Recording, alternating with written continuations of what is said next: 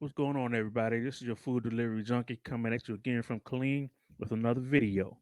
And in this video, the question is, can you make $2,500 weekly on DoorDash? Now, this video that I'm about to show you is from a DoorDash driver that's in Los Angeles, California. And he says you can make $2,500 a week doing DoorDash. Well, I'm going to go through this video and I'm going to show you, okay, where he's right. And I'm going to show you where he's wrong. And I'm going to show you where he's right and wrong. All right. Because this is the video. this is the channel that keeps it real. All right. So that means no capping, no bull crap, no none of that. I'm going to tell you exactly how everything is how everything really is. So with that, let's go ahead and get started. Hey, it's me.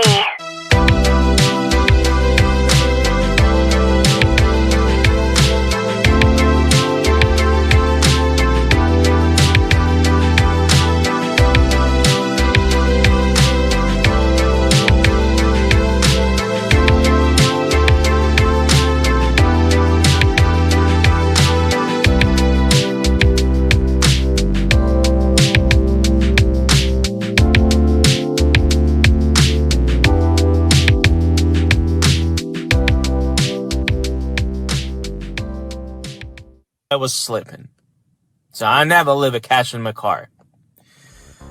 The first secret: wake up early.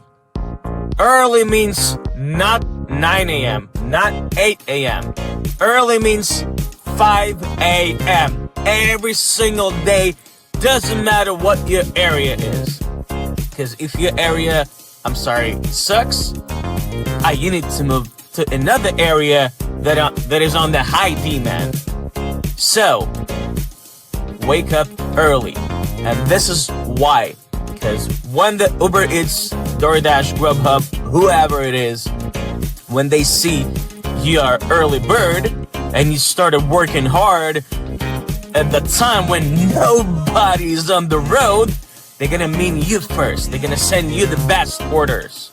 And the best means not the highest. The best means the orders you can make the best amount of money from the minimum time of doing this order, if you see what I mean. Now here I call bull crap because number one, why would you want to get up at 5 a.m. in the morning, especially in this area unless you're going to PT, on the installation. But anyway, it's not a whole lot of things that's open up here at 5 a.m. in the morning. Okay, so why get up that early? Don't make no sense to me. And the other thing he said about if the folks on the app see that you up early and making it happen, they're gonna send you the best stuff. No, they're gonna send you everything that's out there because you're the only one up at 5 a.m. in the morning.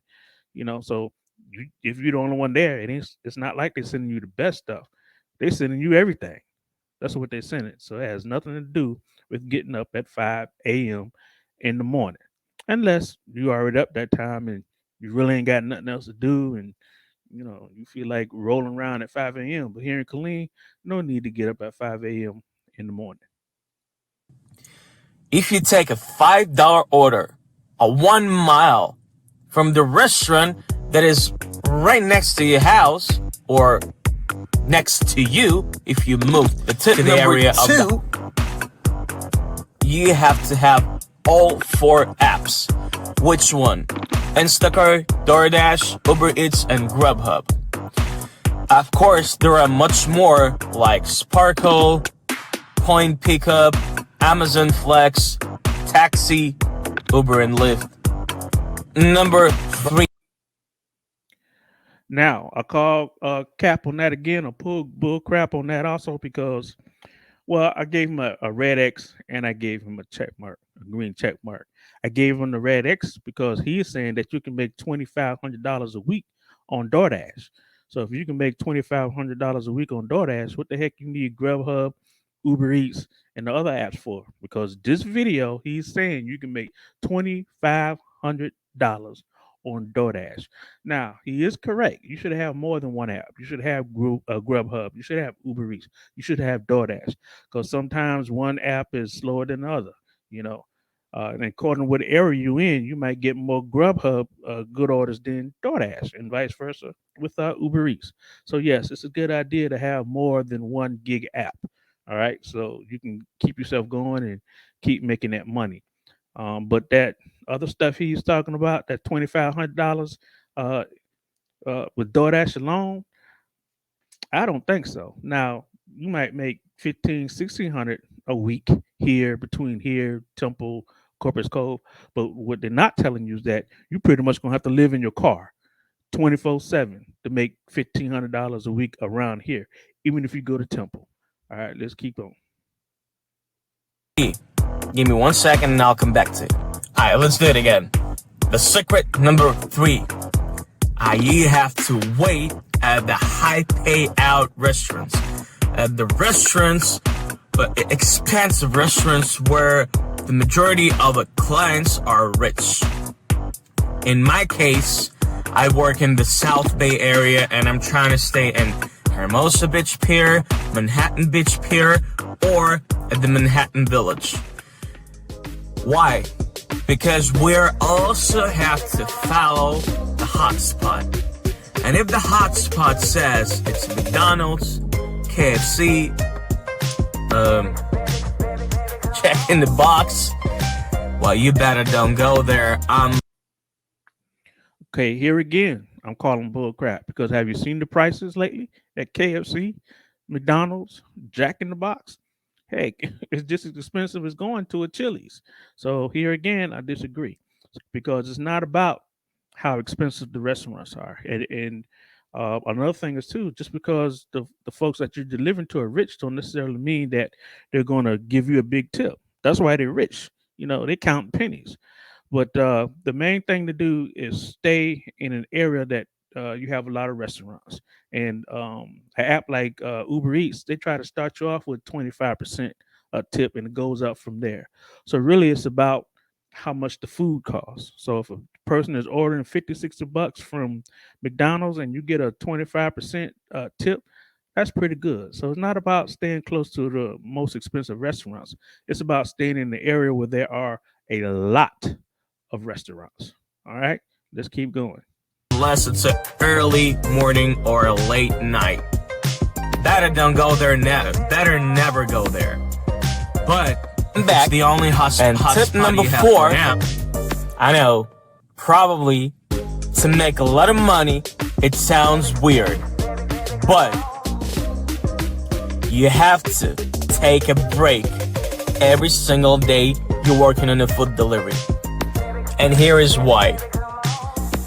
In my area, from 2 p.m. to 3:30 p.m., a lot of people take back their kids from school. And it's one of the worst time for the food delivery. Now, I gave him a check mark on this, but in my mind, I need to give him a red X too. But the reason why I gave him a check mark is yes, you need to take a break. All right. And he was about to say the best time to take break is, right after the lunchtime rush. But also, too, during that time, especially here in Killeen, there is a lunchtime rush, but then it's not because you have a lot of people, too. They're still ordering their lunch at 1:30, 2 o'clock. The main ones that you have to worry about from 11 to 1 is mainly the soldiers on post. But you still have other folks around here, a lot of other folks around here. Right at 1:30, 2 o'clock, they're still ordering. So that's a hit or miss. All right. But to make the type of money that he's talking about, you ain't going to be able to rest. You're going to have to be, like I say, you're going to have to be in your car 24/7. Now, and even if you do make that kind of money, well, good. Because you're going to need it to buy you a new engine and a new transmission for your car or a new car. So you're going to need that if you're making that type of money. But I would suggest that you take a day or two off, uh, recharge yourself, and then get back out there or do it for half a day or something like that. Okay, that's what I would suggest because you're not going to make $2,500, $1,500, or $1,000 unless you eating and sleeping and everything else in your car. Just carry on. Why? Because lunch rush already finished. If people order food, 95% it's gonna be a fast food, such as McDonald's, Jack in the Box, Taco Bell. And I don't know why, but exactly after 2 p.m., the line on the drive-thru is just, oh my gosh! I don't even want to think about it. Well, yeah, tip number 5. Well, yeah, I know it's probably kind of hard for you, but you need to do that to maximize your earnings. Because most of the times, we don't pay attention on the whole summary, mileage, and quantity of items. If you're staying at the expensive restaurant and you get the order for $9, 2 miles, and it says 4, 5, 6 items, I know sometimes it might be like napkins or fork, but not all the time. Pay attention in that. Even you receive the order for $7, 1 mile, 4, 5, 6 items, then that might be more than $7 in the end of the day. Even not, you will make $7 really quick. 1 mile, $7. Do not avoid these orders unless it's like really busy, like the hours you only can make bangers. Okay, that time I understand, but during the day, that was my mistake when I just started. I was hunting, only cherry picking. Now here again, I'm gonna call bull crap because it's not about how many items you got. It's about the cost of everything together. So like I said before, if they do a $50 order or $100 order, like say for instance you had McDonald's, it may be 7 items, but it's a $50 order. So it has nothing to do with how many items, unless you're shopping. Like if you had Target, they're trying to send you to Target or Walgreens or something like that. They might offer you $10 and you got to go in there and hunt for 16, 17 items.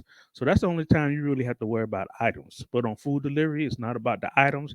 It is about the how much the food costs. That's what it's about. So I'm gonna have to call Cap on this. I'm gonna have to say, hey, this is bull crap too. It's not about how many items. You don't have to pay attention to the forks and the napkins and all that kind of stuff.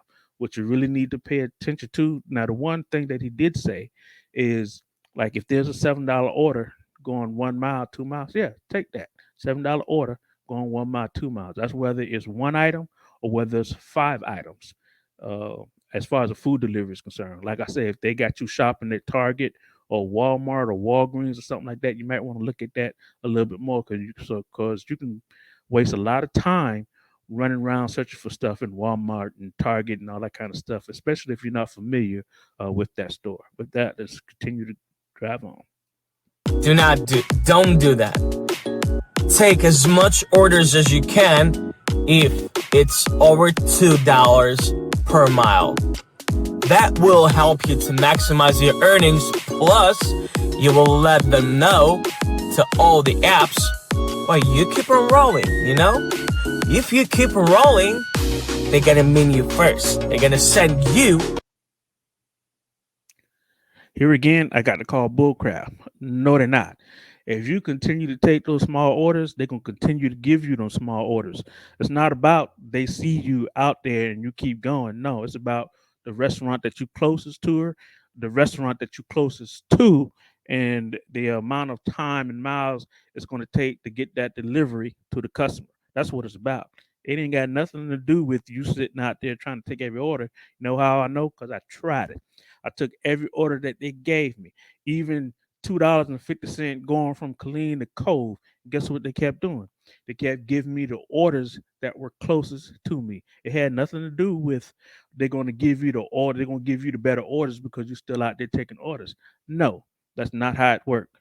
Okay, so I'm going to have to call bull crap on that also. The best orders. So pay attention always on the summary, on the mileage, and on the quantity of items. These are 5 tips that they're gonna help you make 2,500s every week. Keep hustling. Now, from what I see, from what I know, like, and I've been doing this food delivery thing now total for about 5 to 6 years. In each area, it works differently. And in this area right here, if you follow the tips, the 5 tips that he's telling you in this video, you're not going to make $2,500 a week unless you're sleeping and doing everything in your car. With that, until the next time, peace.